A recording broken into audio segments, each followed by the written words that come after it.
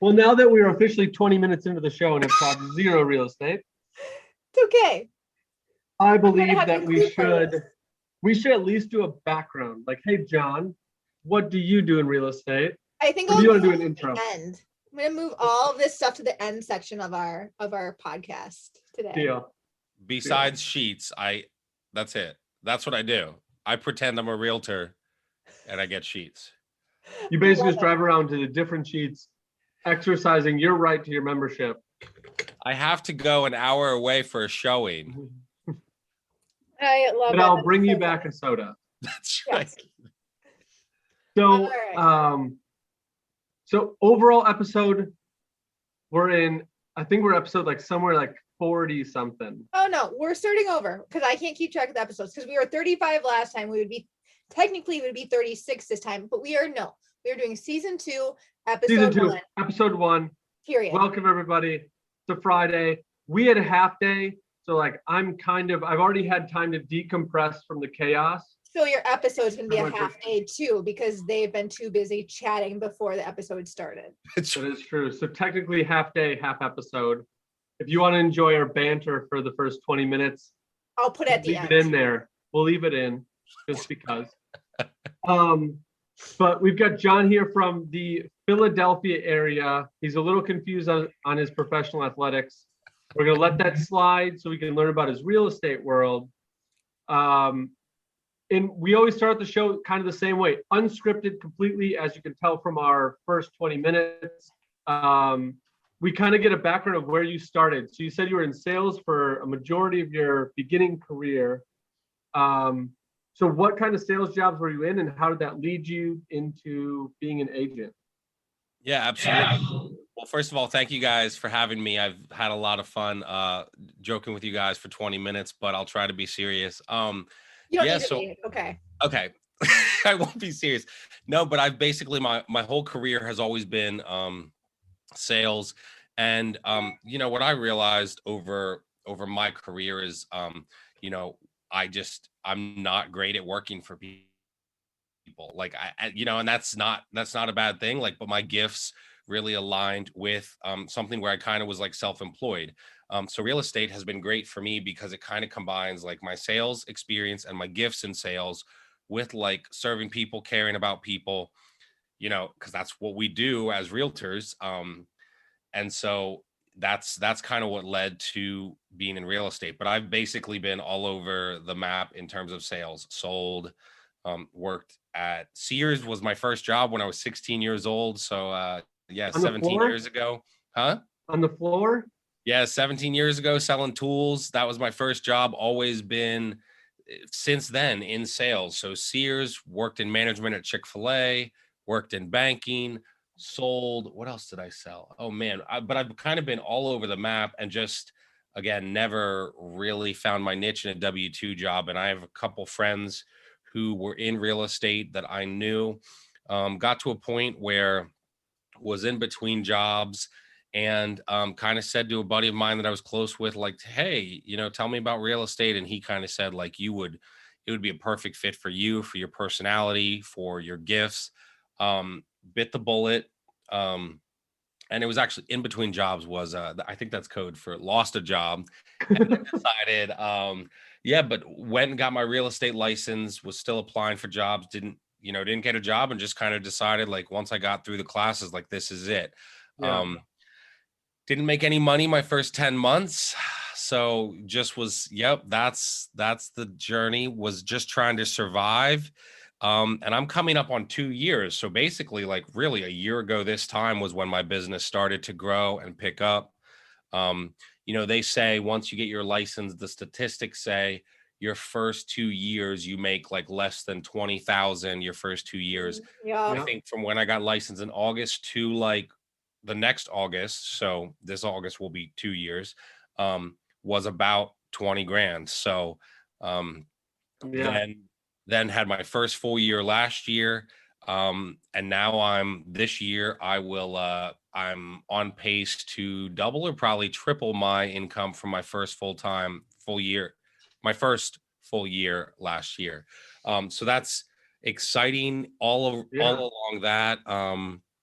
Yeah, I love it. I love real estate. And so in that process, I was telling Natasha earlier, like I'm in a mastermind community and they're kind of like, okay, what's next? What are you building? And I love real estate, love helping people. But what I learned was so many people that I trained with, et cetera, like who I got my license with, so many of them were like coming to me with questions. And I'm like, well, wait a second. We learned this at the same time. And I learned, not that I'm more advanced. I think like because of my sales background, I've picked up real estate quicker than some others. Probably. And so they were coming to me, and in this mastermind community, they're like, you need a podcast. And I was like, no, like I'm not a podcaster. Like that's not me. But bit that bullet in January. And so we've been doing that 7 months now. Gotten a lot of feedback. It's growing every month. And what I'm learning in this, especially, 87% of realtors are out of the business within 5 years. So if you Yep. can make it to that 5-year mark, you're basically almost in the top 10% of realtors, Yeah. which is crazy to think about. But I think the only profession that's worse is life insurance. yeah. I Or think, studying to become a doctor. That could be really tough too. yeah, but I think more of them get forcibly removed because they're not cutting it. I That's think in true. this industry, they're just like, screw it, I'm not making any money. I'm running around, I'm doing all this extra stuff.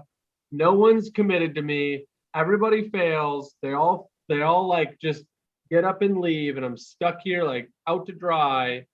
And then it's like that hopeless thing. And then you're like, well, I'm gonna move on.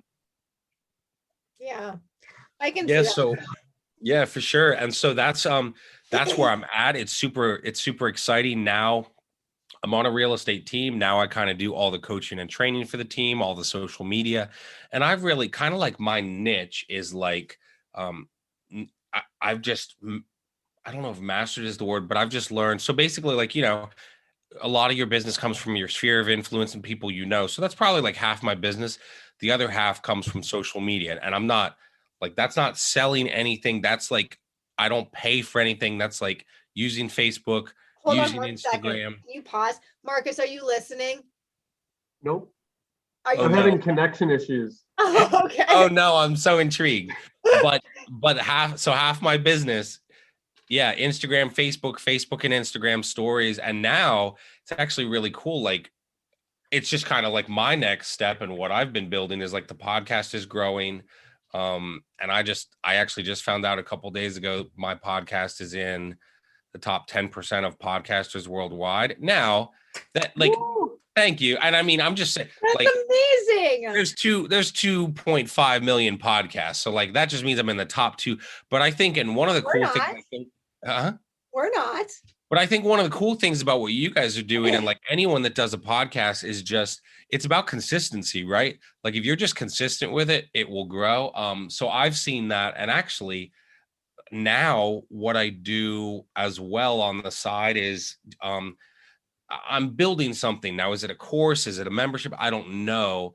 But so many realtors, like I remember a realtor in one of these groups on Facebook, I think Realtors Helping Realtors or whatever, it has 15,000 people in it. Someone said, hey, what do you guys do with social media? I commented on it and then like went to bed, and I was like, oh, nobody will even see the comment. I woke up to like 35 Facebook messages and like 40 friend requests. And I was like, holy cow. So literally within 48 hours, someone in my mastermind community is like, sweet, you're building a website. You're putting a Calendly link in there. You're going to offer free 15-minute calls to people to help them with social media, because whatever you build, you don't really care about the money right now. You care about like, there's people that really need help with social media. And so that's like the last 3 weeks, and I didn't even plan it. I didn't even like, and all within 48 hours. And so it's really interesting because like, as I talk to realtors, I'm learning like if they can just master social media, like it will change your life, change your business. 100%. I Yeah. am on board with you. I've Yeah. been trying to drill that into somebody, but I'm not sure who that person is. Hey, I just took pictures for you today. Thank you. I haven't sent them yet. We No. finally finished up a kitchen remodel, a kitchen, laundry, bath. And I took pictures of them. I just haven't sent them over to Natasha to make them look all Pretty. filtered great, on Instagram and everything. The one thing I don't do is like those daily things, which like you are proof to like everything going on. being consistent, putting out content Yeah. is like the main thing. I watch a guy, I have no idea where he's from. I don't know his name. I've got literally nothing except for like every video ends with a thumb up. He's got like a hitchhiker thumb, You're breaking and that's up. like his like funny tagline to it. But he just goes around his property for a light bulb that's broken. Ooh, is it better? Worse? Same? It's better. Yeah. Better? Okay. So the guy that I follow on Instagram, the only reason I know him is because he puts his thumb up. He's got like a hitchhiker thumb, and he just goes around and he fixes like outlets or a leaky faucet or a drain that's cracked, like all these like house tips. He's got so many followers. I've never seen him. All he does at the end of the video is give a thumbs up to the camera, and that's it. And then he fixes it. That's what you need to do, Marcus. You just need to show people how to repair stuff. I don't know. You know, if only I loved. Remember, Natasha, you said, you said he hasn't listened. You talked earlier about goalies and them being thick-headed or like hurting their heads. So maybe Marcus was a goalie growing up and he hasn't told you. I feel like that's correct. Before you, his younger sibling was born, he was a goalie and he didn't tell you about it. That's funny. I hate that I was a goalie because it's playing into your whole thing. Oh, so I mean, I think, yeah, and that's really the thing. It's been interesting connecting with realtors because like I never, and like I'll look at their Facebook and be like, I can't even tell that you're a realtor. Like, how do any of your friends know that? And I mean, even when I share stuff on our team page and it gets like, one of the recent posts got like 3,000 engagements. And I'm like, guys, this is 3,000 potential clients. Yes, 100%.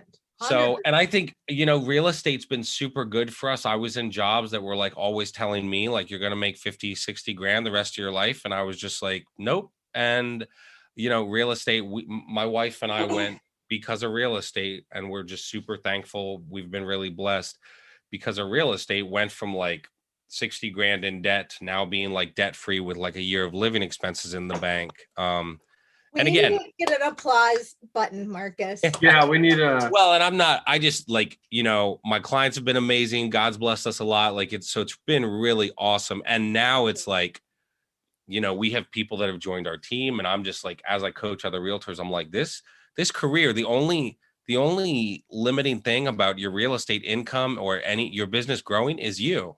Now, it takes hard work, right? Like I spent the first 9 months, I did post on social media and I made no money. So it's really hard sometimes to be like, well, I'm doing these things. Why aren't I selling anything? And you just have to realize if you can like, and this is what I tell realtors that I talk to, if you can like survive, get to that first deal, because if you can get your first client under contract, you will feel like the Kool-Aid man that you can like run through a brick wall once you like get that first one under contract. And you'll be so excited that you get that paycheck that you're like, all right, sweet, let's do that 30 or 40 or 50 times. Right. It's just persistence, and it's knowing that you're going to need to save up a year, maybe 2 years worth of a salary as a buffer when you are getting into real estate, because there are no guarantees, unfortunately, in real estate. We can't say that you're going to sell 1, 2, 3, 5, 10 houses in a year. So it's better for you, at least for me with my anxiety, to have that money sitting there and being like, it's okay, I have a cushion to fall back on. Yep.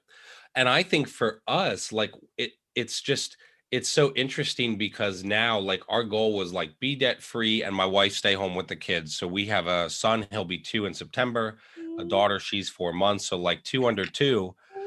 But my wife wanted to stay home, like and the other W-2 jobs I had, we would have never, ever made enough money. And now like now it's hard work, right? Like this isn't easy, and 2 kids is not easy. Real estate's not easy. And so I don't want anyone listening to be like, oh yeah, it's cake. No, it's like busting your butt. But if you can bust your butt, eventually you'll be like, oh, now I'm making enough money that my spouse could stay home if that's your dream. Or, now I'm like, okay, I'm making enough money, thankfully, that like, you know what, that client that was like rude and obnoxious and cursing me out, like, yeah, you're fired. I don't want to deal with you. Yeah. And so it's kind of like now I'm at a point, thankfully, where like, I don't have to work with everyone. A year ago, I didn't have that choice. If someone was rude or obnoxious, I'm like, well, it'll be a paycheck. I'll kind of kiss their butt for a while. Now I'm like, no, if you're going to be disrespectful and rude to me or my team, we will part ways. So, Yeah. I mean, real estate, and that's why I'm happy to talk about it, because I'm just so passionate about it, and like so excited to see my business grow, to see people around me and their business grow. It's like, I mean, you can do a lot with it, and it opens up so much freedom for you. And it can be super exciting. You just got to kind of put in that grunt work the first couple of years. Yeah. And kudos to you for like starting over, because there's a lot of people that, I mean, you've done it too, I'm sure. I know I've done it, where people are like talking to you, they're like, oh, I hate my boss, I hate my job, whatever. And you're like, have you thought about getting into real estate? Because you can do it. Like, the personality, you can do it. And they're like, oh, that's a cool idea. And they ask you a few questions, and then like you end your lunch or your dinner or your drinks, and then they go home and they wake up in the morning on Monday, they go to their same job, and then you stop talking, you just keep doing it. And they hate it. So like, at least you took the step into like, okay, someone talked to you about real estate. Yes, your back was against the wall because you were in between jobs, like you said. So like, something clicked. What was it that pushed you to say like, this could flop or this could go very well, but I'm jumping in? Yeah, that's a great question. I think so. The job where I lost was at a local bank. I was applying for all these other bank jobs, and I'm like, wait a second. So like a branch manager is going to make like $60,000 or 50 or even 70. And I'm just thinking like, well, wait a second. That's not really enough for my wife to stay home anyway. Right. Yeah. So like for my wife to kind of stay home, I'd have to make like 6 figures or close to it or get to that point. Just now, it's not like we're living like frivolously, or I mean, we're pretty frugal, and we, have a modest house for, where we live. But I just was like, well, I'm very passionate about like, you shouldn't like just work a job that you hate to then like you work till you're 65 years old, and then like you have a couple years and then you're dead. No, it's funny that you were talking about your house and stuff, because my husband and I were very, I bought this house before I met my husband, and I bought it in the process of divorce. And I was like, well, I like this house because it's small enough for me and my son. And it was the least expensive house that was up for sale at that time that was livable. And so I was like, well, no matter what, even if like my finances are really bad that month, because at that time I was owning my own business and I didn't know what my finances were going to look like. I was like, even if my finances are bad this month, at least my mortgage is covered. And I think a lot of people buy bigger houses and more than they actually need, in thoughts of, well, we want to keep up with the Joneses. We want to be able to show everybody that we have this, and this. And it's like, I wish people would just take a step back and be like, what do we really need? Do we need the 5-bedroom house, or can we get away with a 3-bedroom? Like, it's just so funny to think about, what people really want. And like, even when my husband and I were buying our forever home, we're like, we really don't need that much space. Like 3 bedrooms is plenty, and 1,200 square feet is more than enough. So yeah. Well, and it's kind of funny too. Like we followed Dave Ramsey's principles to get out of debt. And I know some people like love him, some people hate him. I love him. In terms of like real estate, I'm not coaching my clients to get a 15-year mortgage. I think, maybe get a 30, try to pay it off in 15, but don't. Exactly. That's what we're doing. Yeah, but I think like one of the things he says is that people buy things they don't need to impress people they don't like. And I think that's so interesting because like, I drive a 2013 Chevy Cruze. It's been paid off. We just bought my wife like a newer to her SUV, but it's a 2007. We paid $10,000 cash. Like a new SUV for her to have for 2 kids is 70 grand. And I know people doing it. Like I was at 20. When did I meet her? And my come to Jesus moment when I think I was like 24 years old, and I was driving around like a Cadillac CTS at like $500 a month, like making probably 2,000. Like it's just, And so I think like now that I've kind of grown out of that, I'm just like, I mean, I'd love to drive a nice Audi one day, but I'm gonna pay cash for it. Like I did. That's exactly what I did. That's awesome. Oh, I'm jealous. But like, that's the dream Well, and I've seen how through real estate, hard work, determination, like I'll get there one day, but again, just like real estate and with our clients, what we have to coach them with, and also for us in our business, it's all about delayed gratification, right? I probably could go buy a new Audi, but like that's not smart. Like that's, I'd much rather. That's silly. What was that? It cut out. That's silly. Oh, it is. Yeah. It is. So yeah, that's kind of what I've done. It's really cool now, like with the team that I'm on, like sort of, there's a team leader and I'm kind of like partnering with him to coach and train these guys. But man, real estate, people will often ask me like, well, would you ever go back to doing this, that, or the other? And I say, I would never, ever leave real estate. Now, maybe I flex and do a little more of the coaching or do a little more, rentals or flip, but I will always, I love this business so much. And again, it comes back to I'm good at sales and I love helping people. And like real estate is the one career where like, I can really, when I see those first time home buyers buy that property and they like, get that home for the first time, it's like life changing for them. I was working with some people that like all their life, no one in their family ever owned. And this person that I used to work with, she wanted to own a home for her and her two kids. And it was like, that's the dream. Yep. And so like, I remember she actually settled at the end of December, like right before the new year last year. And I like was almost in tears at the settlement because I'm like, oh my goodness, like this is what you've worked, I think she was 25, 26. Oh like my this God, is what you spent. Yeah. Like, but she had spent since she was like 16, 17, dreaming of like improving her credit, working on credit, improving it. And then like, I want to buy a house. And so when my clients finally get there, I'm like, oh my goodness, you did it. That's the dream. And as I coach and help other realtors, it's like, well, their dream is like for that one. Oh. Holy cow. Oh my goodness. I think it's really cool. Like, even as I coach other realtors, like every single person, whether it's a client buying their first home or a realtor, everybody has a dream. So it's like, what is the dream?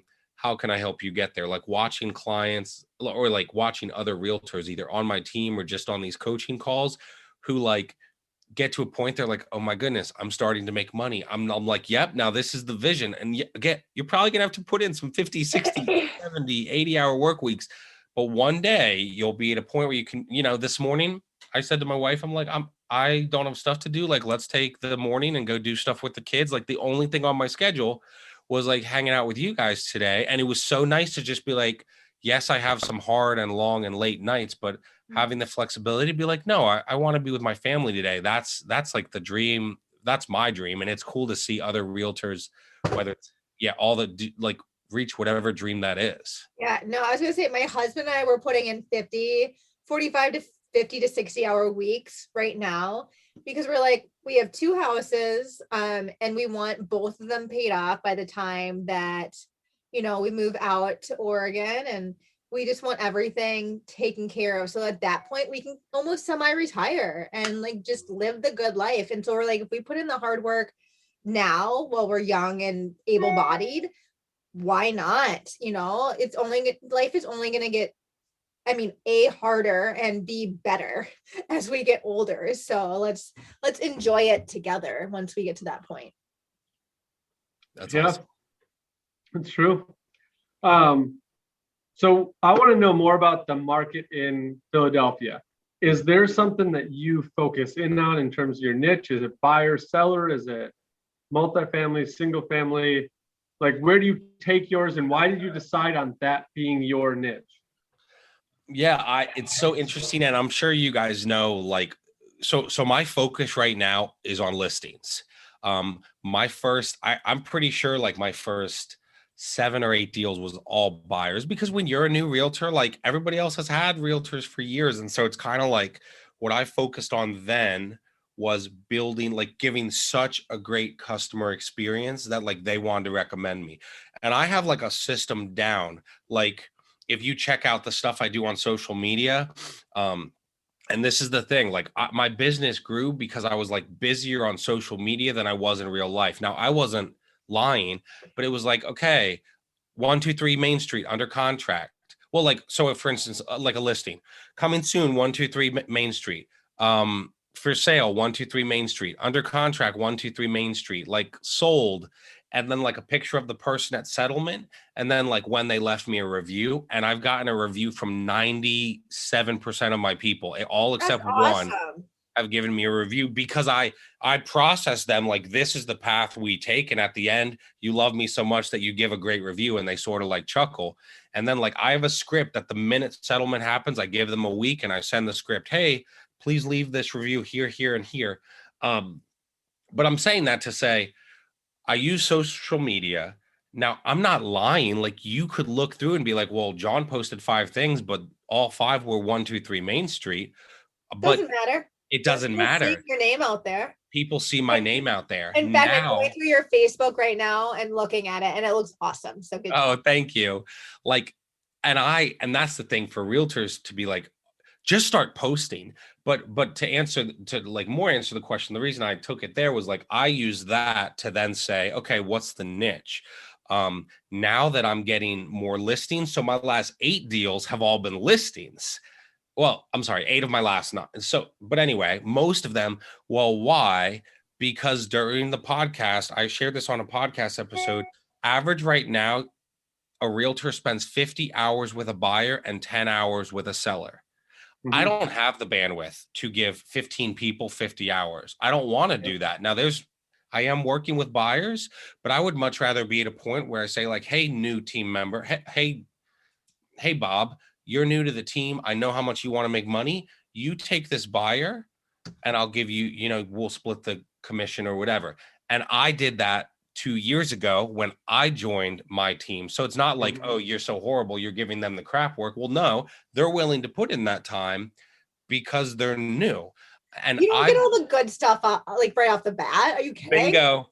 And so now like I had one deal that just closed recently. I said to the seller, I said like, hey, by the way, you're going to get like 40 showings, at least 5 offers, all above list price, like not with any inspections. And they laughed at me. So then when she actually got 40 showings, I'm like, can I please go outside your house and record a video? She got exactly that number of showings and that number of offers. Now, again, I was sort of just like confident. Like, I don't think she would have been like, it was only 35. Like, I was just sort of saying, hey, in general, this is what's happening. But I think now I focus on sellers. I still love helping buyers. I have a lot of first-time home buyers, but if I can do not less work, less time, and the work is different with a seller, that's kind of like what I focus on. And on my social media, I highlight that. Hey, look, this just sold for 20,000 above list. My property I have under contract right now. When it sells this Friday, I'll be like, hey, yeah, this sold cash and we didn't even get it on the market. It was coming soon and someone put in an offer. So like, I try to highlight those things. Like, I'm actually working on a podcast episode now called You Get What You Focus On. And so like, well, if you just focus on like, first of all, you have to have something to focus on. So focus on something. And for me, I'm focusing on sellers because in this market, I just can't do 50 hours with all 15 or 20 buyers I'm working with. So yeah, no, it's true. And I got to a point, like, I feel like every realtor that's been in this has gone through the same sequence. So like when I started, I was like, give me literally anything. Like, they're difficult for you, give them to me. I can deal with difficult. But now I've gotten to the point where I'm like, okay, I want to know what you're looking for so I can go out and look for it so that I can take you through 5 houses. And if we can't get through 5 houses and you find what you want, we haven't narrowed down enough. Like, things are going so quickly that like you need to be so confident to go into something. And this is the style of house I want. And I see the potential in it that when you walk in the door, you at least like the concept of making an offer is there. Yeah. Or Otherwise, like, you want to make an offer blind. I mean, you can do that too. That's true. I just want to make sure like we got the concept, like you're gonna have to make an offer and you have to make it over asking price. Yeah. And then I'll go through and I'll tell you like, hey, from my experience, these are the things that need to get done. This is how much money you're probably going to sink into it. So like factor that into your offer. Are you ready? That is like so key because I've learned, and I love that you said that. I've Yeah. learned that it's about educating people. So I had someone Yes. that's like, they're about to sell their house with me. And I have an offer to put in with her tonight. And she's like, well, let's like lowball it first. And I'm like, you do realize why we're selling your house is because of you're going to get offers above list price. So how do you expect to do this? Now, I wasn't a jerk, but I was firm and just said, like, I have to coach you to not waste your time. It's so funny Yeah. what you say about the grunt work at the beginning. My first client, guess how many homes I showed them? 12. I'm gonna go under. I'm gonna go 4. It's a high number. We'll go with that. Oh, it is a high number. I hope it's not over 20. If it's over 20, I'm gonna be upset. 63. No Shut way. up. And now, here's the thing. Why did I do that? I would never, like, I just hung out with that client's, his son, I hung out with him. We got Starbucks yesterday morning. And he was like, yeah, you would never help my dad today, would you? And I'm like, no. But like, I didn't do a good job at the beginning helping him narrow the search. Yeah. And I wasn't busy. So on that deal, I'm pretty sure I made $2,200. I spent more in gas, but guess what I did? I got a review. I went down and got a video interview. I hired a videographer to interview him because I knew of all the clients, he would be like raving about me. In the video interview, he at one point says, John will outwork every other agent. Boom. It didn't matter. Like that was worth 63 showings and only making $2,000. It was because now when I talk to someone on social media, I have a dot loop. I have a Dropbox folder with all my client reviews and my client video interviews. And I say, here, check this out. If you watch that video with my client Stan and you don't want to work with me, like you're just missing out. So so it was worth it. It was worth it. Now I couldn't do it now because I don't have the time, but then I didn't have anything going on. So I wasn't going to be like, no, I'm not showing you that house. I said like, yes, sir. When do you want to do it? And so I think like for new realtors listening to this, like, again, kind of like you're saying, you'll do things at the beginning that you won't do 2 years later. And that's not bad or rude. It's realizing, well, you get better at coaching them about the market and their specifications. And you'll do some things at the beginning just to like build that reputation. I've always said, my wife just said to me, she's like, when are you going to stop buying like really expensive gifts for your clients? Because I told her it was like the first 20 or whatever. And I'm like, yeah, but now I like doing it. But I spent a lot of money, dinner, gift cards, signs. Like I would buy them a like $100 gift and then take them to dinner to celebrate. Aww. Well, why? Because I wanted to create that amazing experience where they wanted to recommend me. So I probably put out, what do you say? That bond that like, hey, oh my God, you would not believe how above and beyond what this guy did for us. It was extraordinary. And that's the thing. This is the funny thing about real estate is because we all do it. We could be like, this is the hardest job ever in the world. The other part of it is like, it's almost the easiest job in the world. If you can like be nice, answer your phone, you're better than like 95% of the realtors out there. Yeah. Yeah. Yeah. And so it's kind of like, it's not rocket science. It doesn't mean it's not hard, right? Like it's easy to understand, hard, but it takes a lot of work. But like the principles aren't that difficult. Yeah. Once you get the principles down and under your belt, you understand them, just communicate really well and follow through. I joke with people. When I started in the business, I said, if you don't hear from me in 2 hours, I'm dead in a ditch, call 911. You would not believe how many realtors I've called, because I have to call realtors on a daily basis for my other work that I do. About 99% of them don't answer their cell phone. It's like absolutely ridiculous. I'm like, how as a realtor do you not pick up a cell phone number that you don't recognize? Because I'm a Wisconsin. That's a sale. Code. So I answer it. Yeah, that's a sale. Yeah, I'm like, I might be calling you for something completely different, but you don't know my number. So how about you just pick it up? I always think it's someone trying to buy a house from me, and then they want to talk to me about my car's extended warranty. Yeah, right. That's pretty much. I'm like, I'm the extended warranty person when I'm calling, but you should still be picking up my call. That's true. And I feel bad sometimes. like me just being on the job site, because I'm not an agent first and foremost. Like No. I do You're house different. flips and property investments. So like that's my main thing. So I am in a thing where I am super selective with clients I take. So one avenue that me and Natasha been doing is probate listings. So like we're hitting the listing side hard with that. And then my tenants, we do last month free if you buy with me. So like the only buyers I really take are tenants.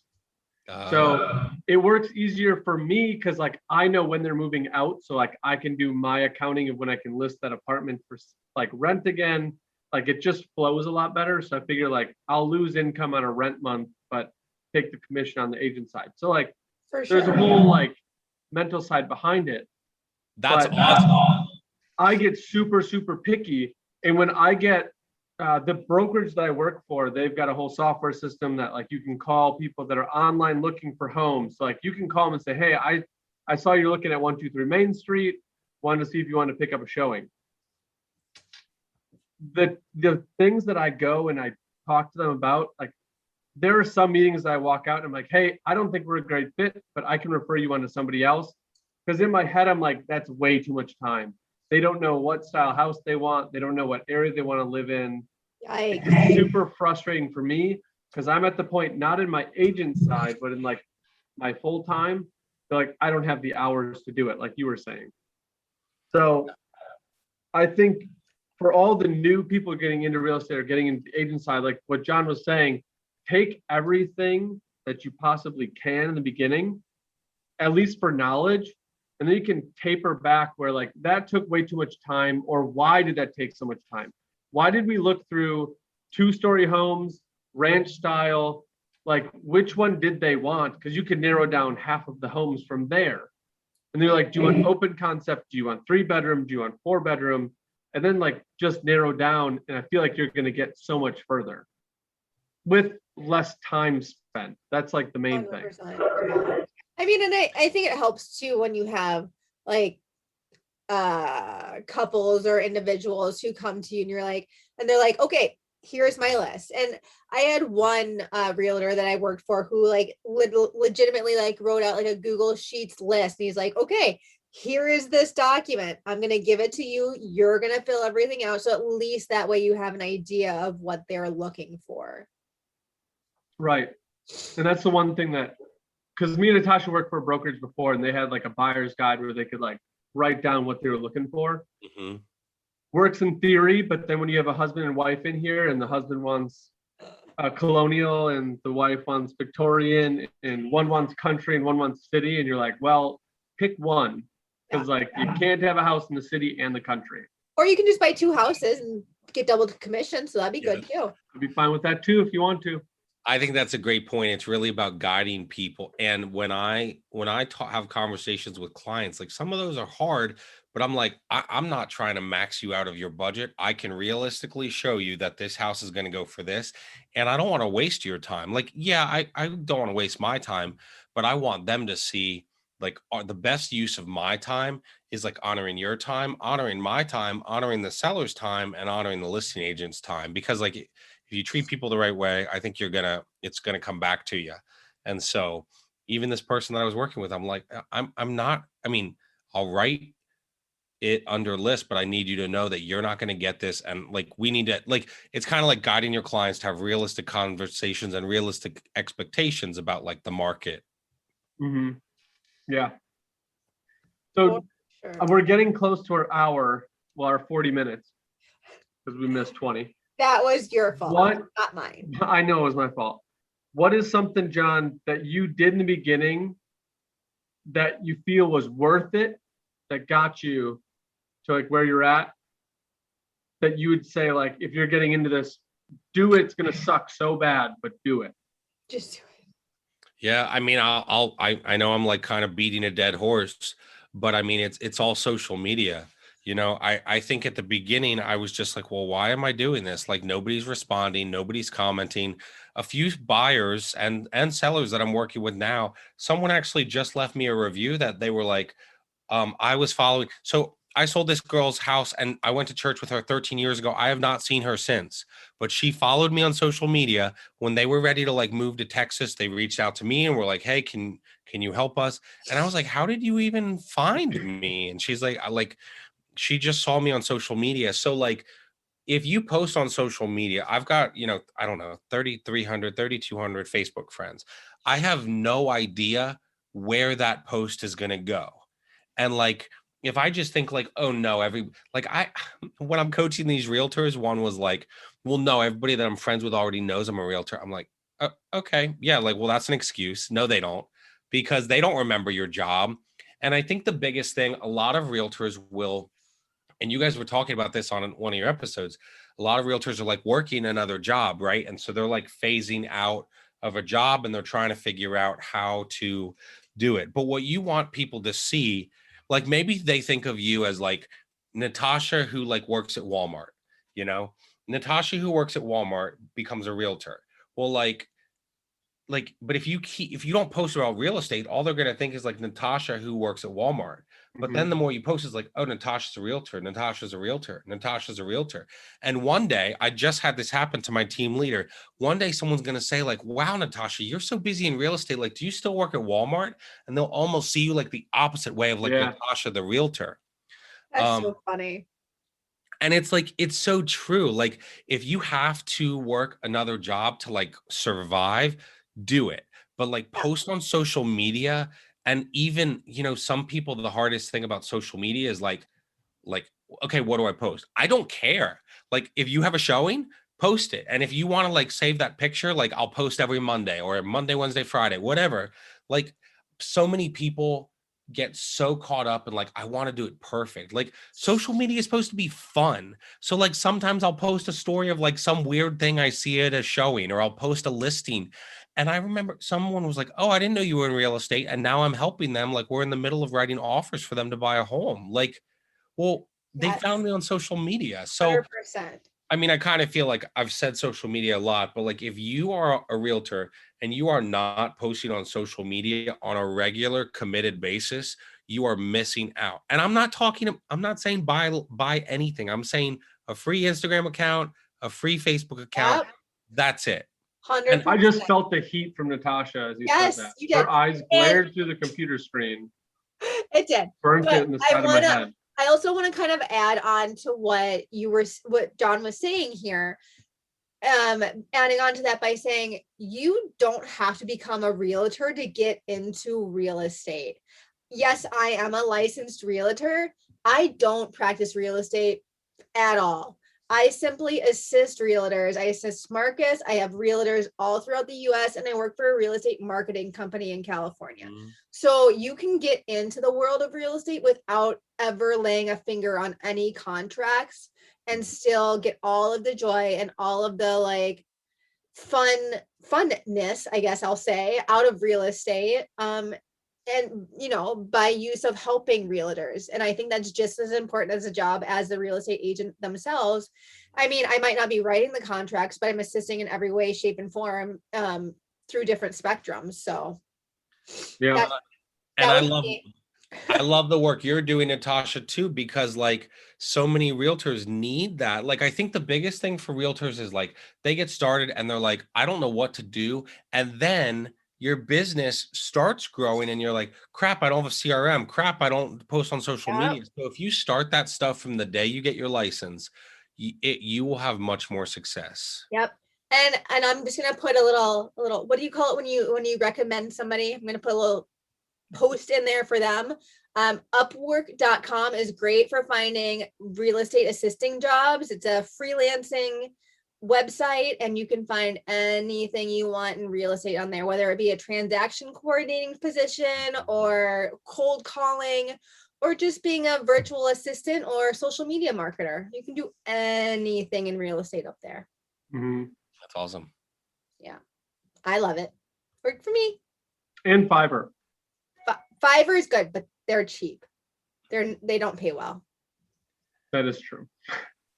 So if you're on the user side, Yes. Fiverr. Get Fiverr. That's right. Yes. If you're on the user side, absolutely. Fiverr 100%. If you're on the opposite end and you want to actually make money, don't use Fiverr. Use Upwork.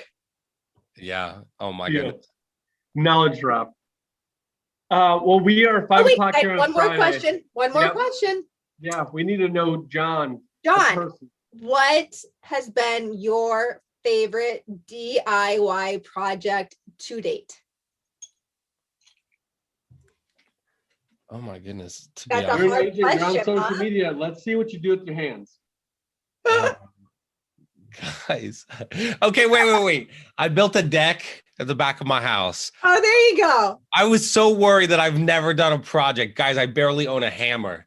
But I did. My brother-in-law was getting rid of like this decking and they were going to throw it out. They gave it to us. So we built like this 18-foot deck and put French doors in our back lovely. out of our dining room. Oh my gosh. Yo, my heart is beating so fast because I was like, if I've never done a project in my life, what am I going to do right here? It's going to be so awkward. But I had one. That My deck's husband- a bigger thing. My husband had to go onto YouTube to figure out how to paint my son's room because he had never lifted a paintbrush in his entire life. I should have said something funny. Like my favorite DIY project was that time I actually made mac and cheese and didn't burn it. Boom. That would work too. That would be okay too. Your wife would appreciate that one. I changed the paper or the toilet or the paper towel roll once in the kitchen. Brand new. Look great. What was your favorite do-it-yourself project? I got out of bed today. I did it myself. Good job. Congratulations, all of you. I am so proud from the bottom of my heart. That's awesome. This has been the funnest podcast episode to date. So you kicked off our new season of podcast with a bang, and we are most definitely going to have you back on again. I want to come back because you guys are hilarious and we can just laugh. We don't even have to talk about business.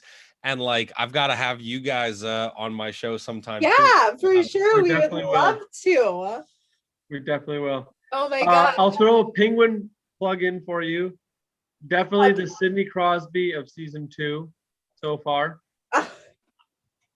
It's really, he's going to get the jersey. This is bad. I love this guy. He cracks me up. Holy crap.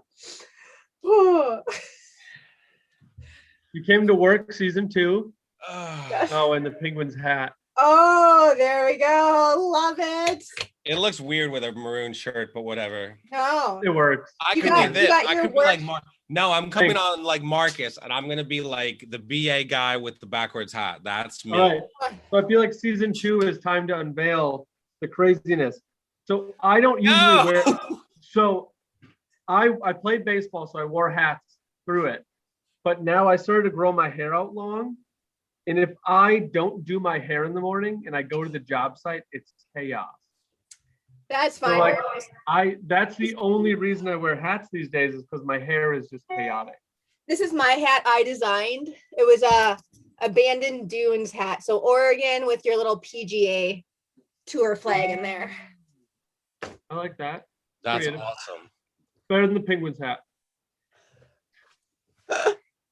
Love it. At least I don't have a Brett Hull jersey. Whoever that person was, you need to say, this guy was talking about your Brett Hull jersey. There we go. All right, that was Mitch, right? That was Mitch. Yes, it was. Yeah. It was Mitch. So, we are going to end this episode with hats on, flags hanging high. Life is good. Thanks, John, for going backwards with me. I appreciate it. You're welcome. Guys, thank you so much. It was an honor to be on today and talk to you guys. Well, we will have you on again. We've got more questions on the real estate side. We'll just have to we'll do 10 minutes of just whatever and then 50 minutes of real estate stuff. Yes. By then, I hope that I have an unlimited fries subscription at Sheets. I want you to have your fries and your drink for the next episode. And if you don't have it, I'm going to doubt that you've enrolled in the subscription. And I'm going to out you on social media. I think I'm just going to buy you a month's subscription to the fries when you come on next time, just as like a courtesy, as a thank you for coming on. Here's your subscription for the month. You know, it's a bummer because my birthday was in June. Next year, I know all I'm asking for is Sheetz gift cards so I can drink drinks and fries. My Sheetz account balance will have like $400 on it, but whatever. I can eat forever. I'm prepaid for 4 years. We're good.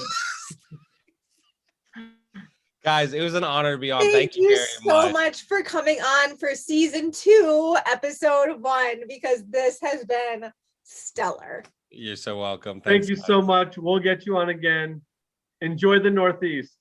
We'll talk to you soon. Oh, wait. We need your contact information for all of our viewers. Oh, well, now I have to be professional. Whatever. I don't care. Yeah. So if people, and again, like, even if one of your viewers is kind of interested, it's completely free. I'm not asking anyone to pay anything. Like, I'm just kind of trying to find out the pain points for realtors on like what would help them, or just, you know, business in general. Like, they can go to my website. Oh, I'll have to spell it out if people are just listening. My website. We're gonna get it. We're gonna put in the info. There we go. So my website is just johnschuchman.com. And they can also check out my podcast. They can check out my podcast, The Real Estate Survival Guide. It's all over Spotify, Apple. Oh, I like that name. Thank you. I love that name. Yeah. Just look for the really big blue cover with a bearded guy that looks like this ugly dude, and that's my show. This is like the silhouette of you, isn't it? Honestly, if I'm on again, I'm gonna make like, wait a minute, guys, you can't end this yet. I'm pretty sure I have a virtual background of my face. Oh yeah, I do. That's what I'm talking about. Wait, where'd I go? Yeah. Oh, so wait, I get myself in the picture. There it is. That guy looks so much better than me. This is like, I need the next show that to be the full background. Everyone's screen. But I need someone good with Photoshop because I want them to like make the mouth move while I talk. Can they do that? I was gonna volunteer for your Photoshop, but when you got that intense, I was like, nope, I'm gone. So everyone needs that backdrop next show. Yep. I can do whatever, guys. You're a cat. I got backdrop. This is real estate. Anyone watching, this is real estate. Yes. This is fun. Running around the house with your cup of coffee. Absolutely. So if you want in on this, like our pages, follow the podcast, you're in. Yes. If you want your life to be like my backdrop, where this is fine and your house is on fire, please become a realtor or get involved in flips or marketing. There's never any fires. Marketing too. Marketing is 100% that. Yep. Oh my gosh, that's hilarious. I'll get rid of that. Thank you guys so much for today. I am gonna go and have myself another glass of wine that way. And I'm not even gonna be able to tell my husband about this podcast. I'm just gonna tell him to watch it. Guys, thanks again. I really appreciate it. Until next time. Have a good weekend, guys. Hold on. That's I not thought fair. you were grabbing. I thought that was a White Claw at first. Well, it's Close like the Costco version of a White Claw. That's right. Wait, Natasha.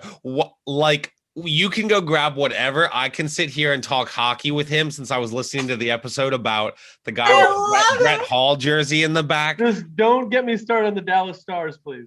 No, I'm good. I'm a Penguins fan. Is that okay? Well, as long as you don't like Crosby, then we're good. I shouldn't pull my Crosby shirt out of the club. I'm gonna let you two continue talking. I'll be back. Deal. I appreciate Crosby for the scorer that he is, because he's an unbelievable scorer. That's just, I believe, where his game's at, the scoring.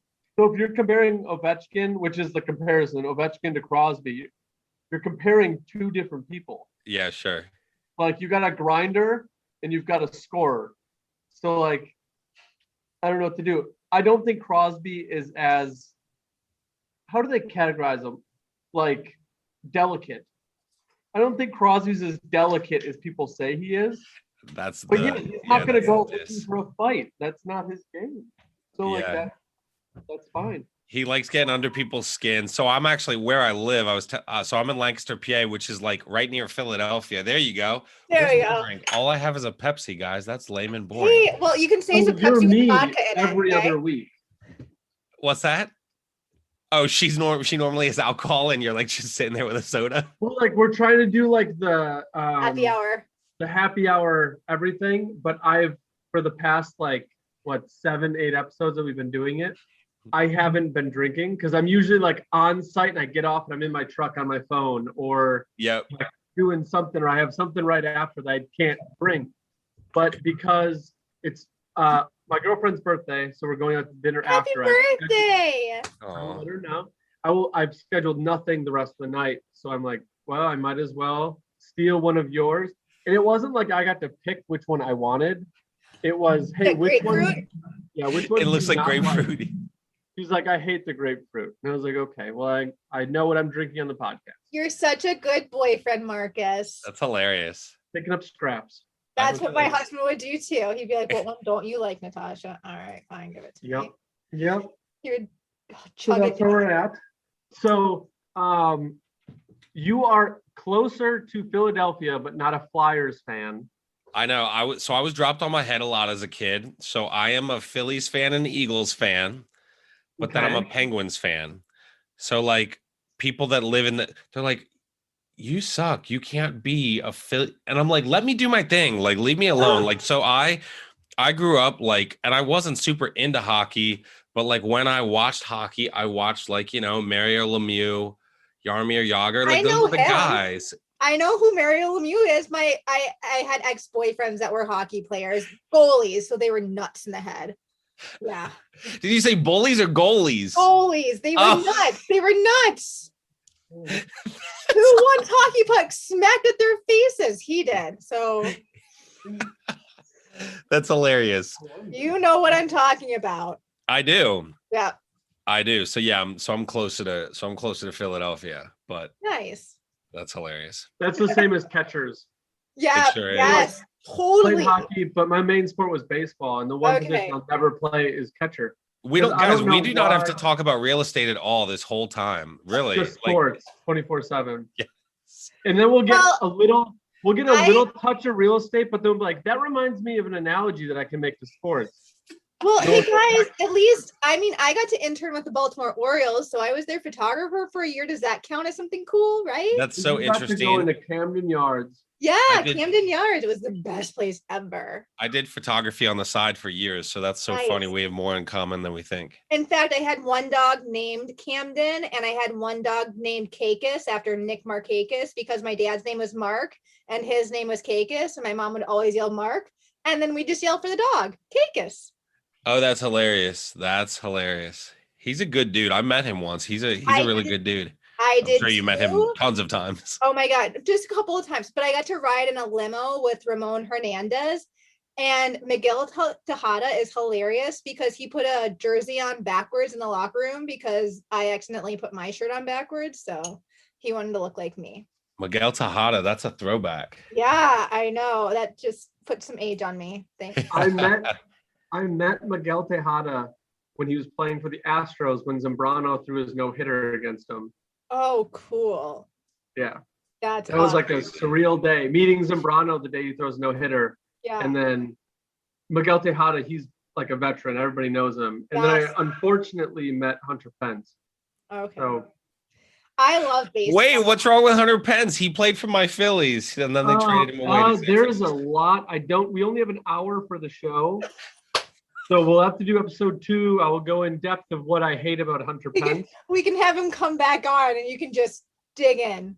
No, your Yeah. show needs to be inviting all the sports people he hates. So Brett Hall needs to be on. Hunter Pence, who you Yep. got? All right, who else? Who in the NFL do you absolutely hate?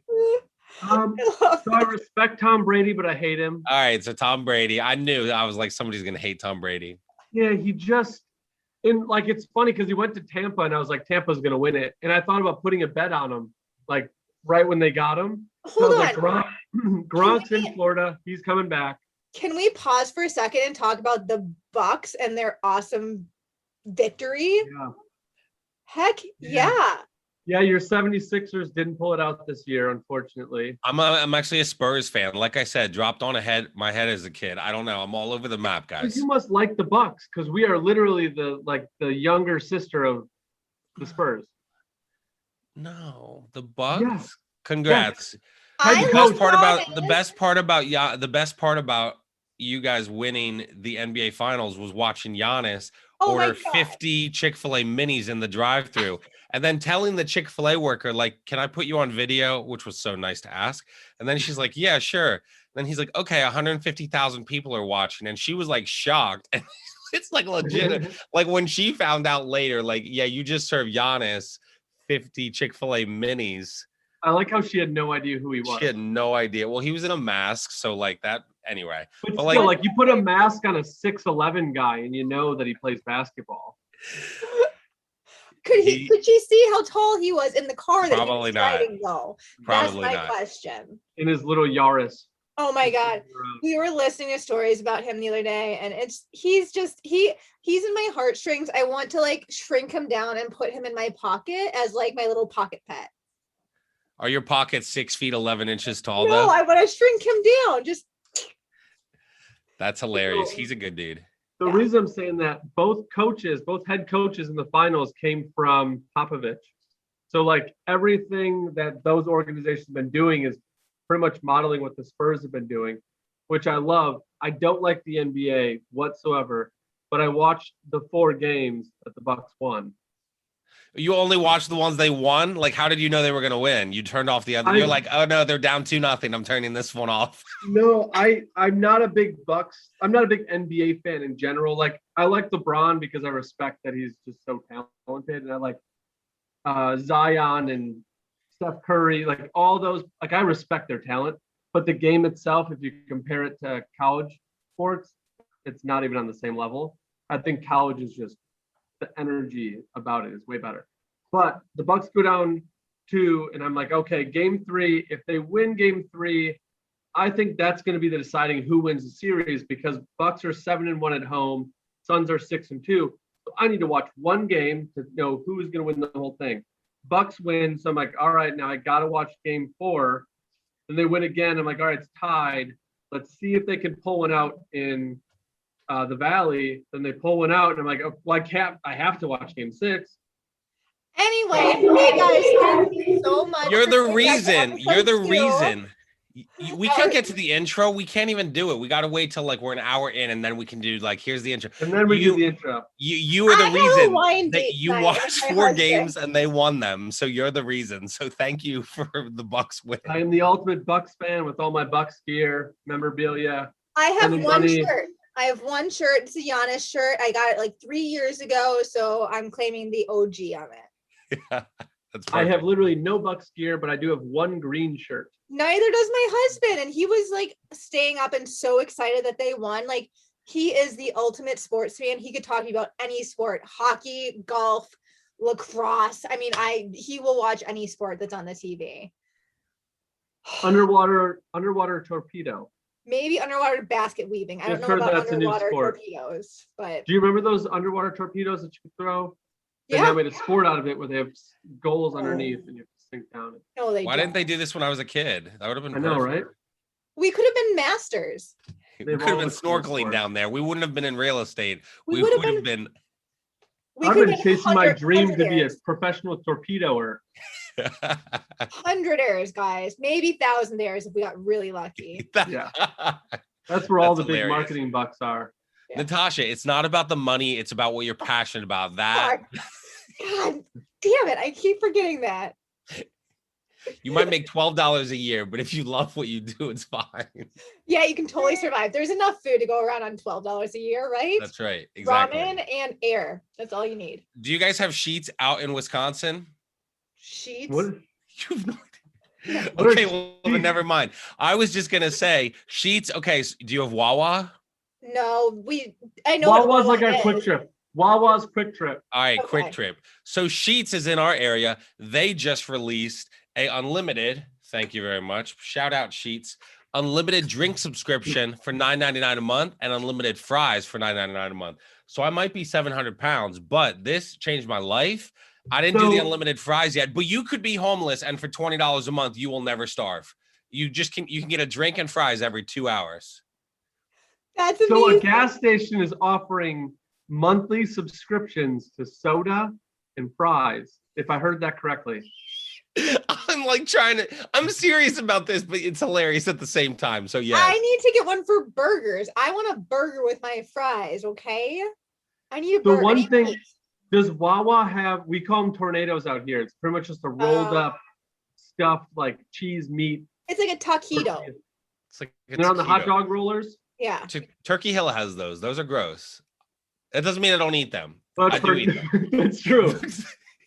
They have a breakfast menu that I just found out about a couple months Oh ago. my They're God. gross, but I eat them all the time because I'll go in and get my gas and I'm like, well, I'm in here. So I need something quick to eat. I don't want to starve. Why don't you pay for your gas at the pump, Marcus? but then I can't get a tornado. Oh, so sorry. My bad.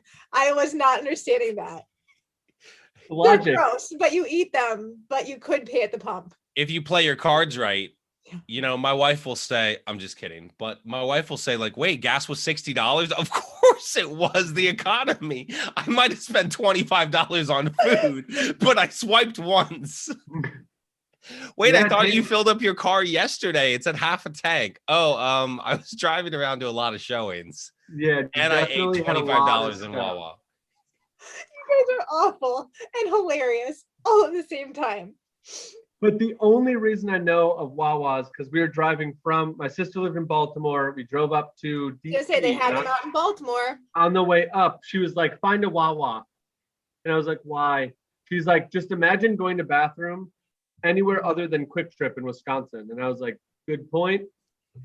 I'm going to Quick Trip if I'm going to the bathroom on the road.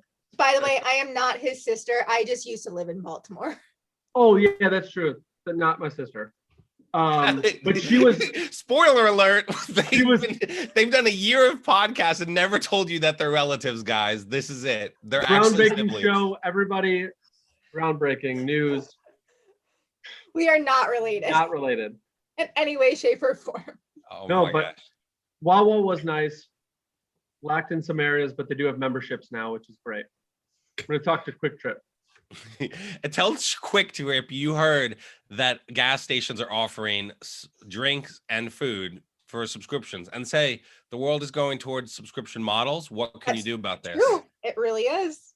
I'm not going gonna lie. I'm gonna spend like $50 in gas getting free drinks, but it's a mile from my house. So like every 2 well, hours. What you Actually, could wait, do, guys, I might have to go. I think my 2 hours is up. I might need a refill.